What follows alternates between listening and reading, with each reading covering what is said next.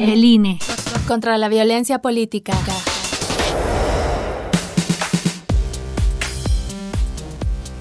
¿Qué tal? Soy Carla Garduño y les doy la bienvenida a El INE contra la violencia política, un podcast en el que analizamos el protocolo del INE para la atención a víctimas y la elaboración del análisis de riesgo en los casos de violencia política contra las mujeres en razón de género, una herramienta fundamental en el actuar del instituto para atender denuncias de este tipo. En capítulos anteriores hemos contextualizado qué es la violencia política contra las mujeres, qué es el protocolo y cómo se ofrece la atención del primer contacto, así como los pasos a seguir para realizar el análisis de riesgo. En este último episodio nos acompaña Nelly Loranca Quintero, quien forma parte del grupo multidisciplinario que realiza el análisis de riesgo y da seguimiento a las medidas de protección en la aplicación del protocolo, y con quien hablaremos de las medidas de protección y el plan de seguridad. Ella es licenciada en Derecho por la UNAM, con experiencia en temas de seguridad pública, al haber colaborado en la investigación de delitos en la Fiscalía General de Justicia de la Ciudad de México. Fue directora de normatividad de la Secretaría de Seguridad Ciudadana y subdirectora de enlace con organismos públicos y privados en el C5 de la Ciudad de México. Actualmente es líder del proyecto de análisis de riesgo en seguridad de la Unidad Técnica de lo Contencioso Electoral del INE. Bienvenida, Nelly. Muchas gracias, Carla. Pues bueno, empecemos con nuestro tema. Una vez que hacemos el análisis de riesgo, Nelly, que ya se habló en el episodio anterior, y que se presenta el informe respectivo, ¿qué sigue en este protocolo?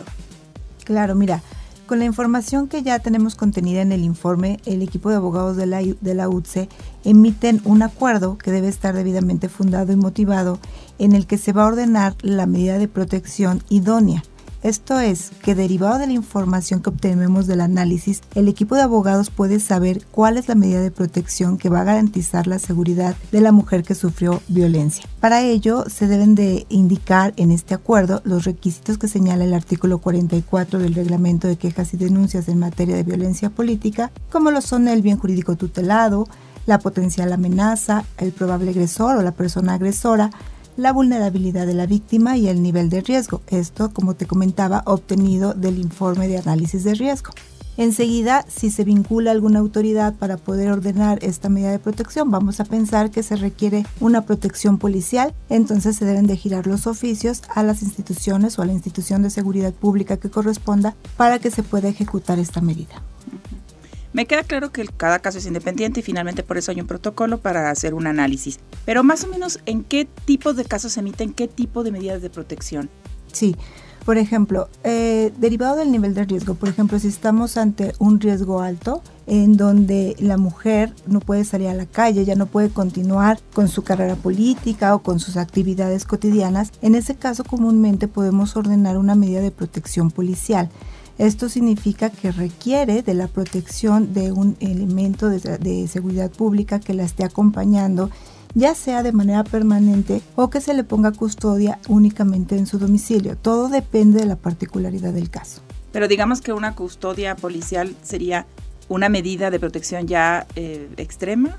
¿Hay otro tipo de medidas de protección a lo mejor en diferentes niveles que no impliquen policías, por ejemplo? Sí, todo depende de la magnitud de caso. Por eso es muy importante contar con un análisis de riesgo. Para ello es muy importante saber qué tipo de riesgo está enfrentando la mujer. ¿Es un nivel de riesgo alto, es un nivel de riesgo medio o simplemente es un nivel de riesgo bajo? En todos los casos se le tiene que brindar un apoyo y una protección, pero va a depender de la situación particular. Habrá casos en los que, como en este, que requiere una urgencia extrema, donde su vida está en peligro inminente, donde sí se requiera la protección policial. Pero habrá otros casos en donde únicamente basta a lo mejor con un exhorto a las personas agresoras de que no se le acerquen a la mujer, que no se comuniquen con ella.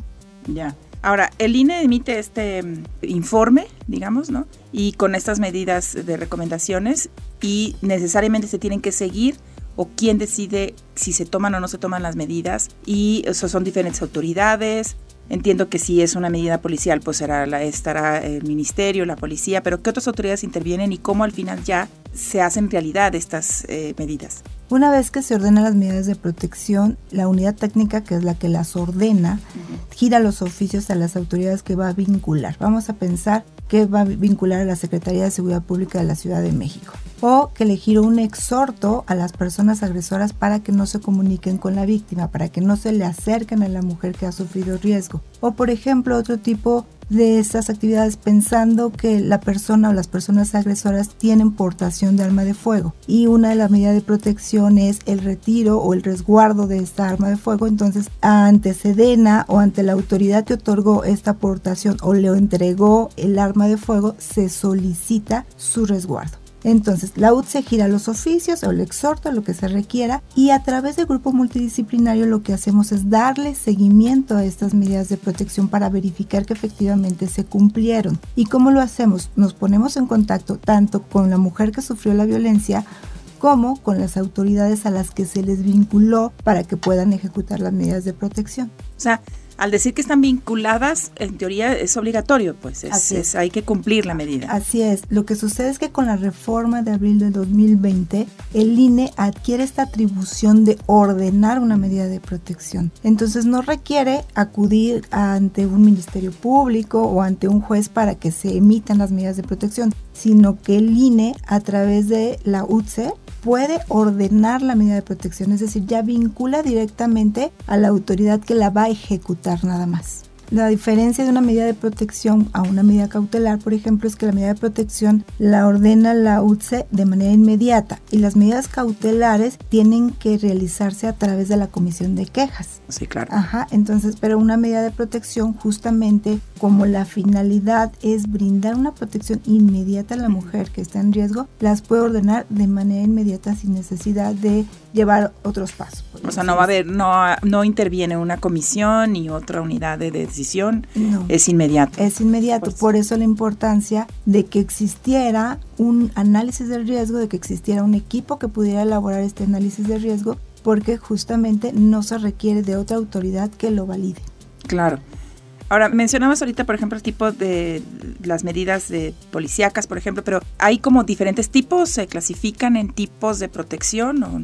Mira, anteriormente la Ley General de Acceso de las Mujeres a una Vida Libre de Violencia sí tenía una clasificación de medidas de protección urgentes, preventivas y de naturaleza civil.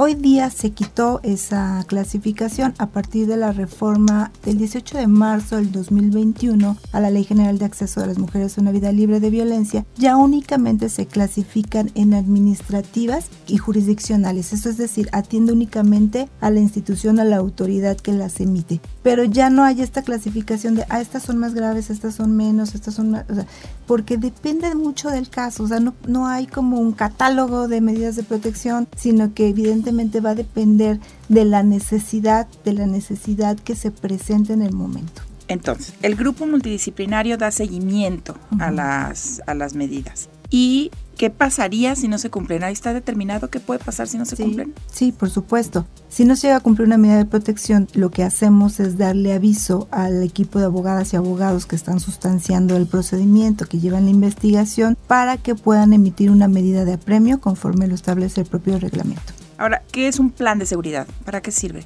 Bueno, un plan de seguridad es una herramienta que se le está ofreciendo o que se le ofrece a la mujer que ha sufrido violencia para que pueda identificar todas estas estrategias o medidas de autoprotección en caso de que surja o se presente un nuevo episodio de violencia. Esto la va a ayudar en varios aspectos. Primero, y muy importante, es que ella va a poder identificar qué está pasando y va a poder identificar el riesgo en el que se encuentra, porque muchas veces sucede que la persona, la mujer que va a denunciar, aún no como que no capta la situación en la que se encuentra. Al momento de estarlo platicando con una autoridad, con la persona de primer contacto, empieza a identificar en qué situación se encuentra.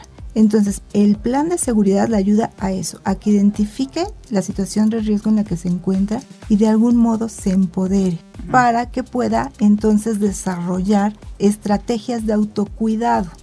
Estas estrategias de autocuidado le van a poder permitir llevar su vida, pero estar atenta ante alguna posible situación, alguna otra agresión, y va a poder mitigar un riesgo. Ahora, este plan, ¿quién lo arma? ¿Cómo lo arman junto con ella? ¿Cómo se arma?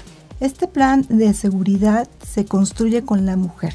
¿Y quién lo construye? Casi siempre todo el mundo, al pensar en el plan de seguridad, se considera que lo hacen las instituciones de seguridad pública. Sin embargo, sí puede ser que la institución de seguridad pública pueda apoyar en la construcción de un plan de seguridad, pero también la persona o las personas que brindan el primer contacto con la mujer pueden ayudarla a que construya su plan de seguridad. Es muy importante que ella lo construya. Es decir, nosotras no podemos darle una guía de este es el paso A, B, C, D, claro, porque depende de la situación que está viviendo. Entonces es importante que ella lo construya. Y entonces el personal de primer contacto debe de tener esa sensibilidad y esa capacidad de poderla ir orientando para que vaya identificando primero el tipo de agresión que está sufriendo, los tipos de violencia que sufrió y las características de las personas agresoras para poder identificar qué posibles riesgos a futuro se pueden presentar.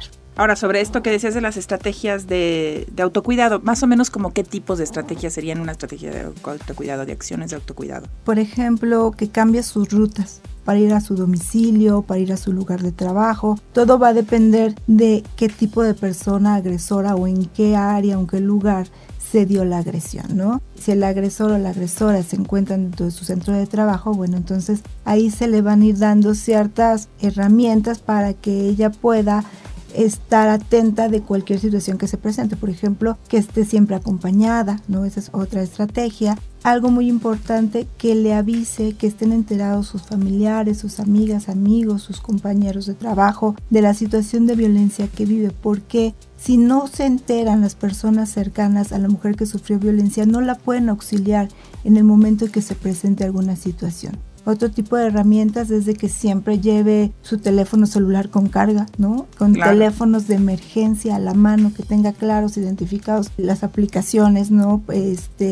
911, las aplicaciones de la policía que la pueda ayudar en caso de que requiera o que se encuentre en peligro. Me queda claro que volvemos otra vez a la especificidad, digamos, de un caso. Pero, por ejemplo, en un caso de violencia de redes sociales, de un tipo de acoso quizá muy violento, ¿qué medida de autocuidado, por ejemplo, contemplarían ahí? ¿O tú qué recomendarías como una medida casi que preventiva? ¿O qué podría darse en esos casos, no? Porque no es un rollo de cambiar rutas, no sé si hasta cerrar redes en estos casos. Mira, en esos casos, el estar observando, lamentablemente la violencia que se da en redes sociales se replica. Y entonces generalmente va en aumento. Y aquí el riesgo no es a lo mejor físico, como tú lo señalas, pero sí para su integridad emocional, para exacto, su integridad mental, ¿no? Entonces, en este caso se les recomienda que busquen quién puede estar, sobre todo si son personajes políticos, candidatos que tienen que estar dando seguimiento a redes sociales, que dentro de su equipo de trabajo tengan quién puede estar dando seguimiento a esas redes sociales para que no estén en el constante estar de manera constante viendo este tipo de agresiones que de manera psicológica por supuesto que les van a repercutir. Y evidentemente que busquen una atención. O sea, no exponerse todo el tiempo a esta violencia, ¿no? Así es. Y ya obviamente tendría que haber también una especie de seguimiento para ver si esto no puede escalar a niveles ya físicos, ¿no? Por ejemplo. Exactamente. Digo, normalmente sí hemos visto una gran serie de agresiones que se dan en redes sociales y todo va a depender de la situación y todo va a depender del caso, pero sí llegarse el caso o sí puede darse el caso de que llegue a escalar. Exacto. Muy bien. Pues finalmente, Nelly, recuérdanos por favor los medios de contacto para presentar una denuncia, en dónde se puede consultar el protocolo. El protocolo lo podemos consultar en la página del INE, en la página de la Unidad Técnica de Igualdad de Género y No Discriminación. Ahí tenemos el protocolo. Cualquier situación o cualquier duda que tengan o cualquier queja que quieran presentar, lo pueden presentar al correo bpgqueja@ine.mx. Muy bien, pues muchísimas gracias Nelly y gracias a todos por acompañarnos en este último episodio. Les invitamos a escuchar todos los episodios de El INE contra la violencia política. Gracias Nelly, no, hasta pronto. Gracias.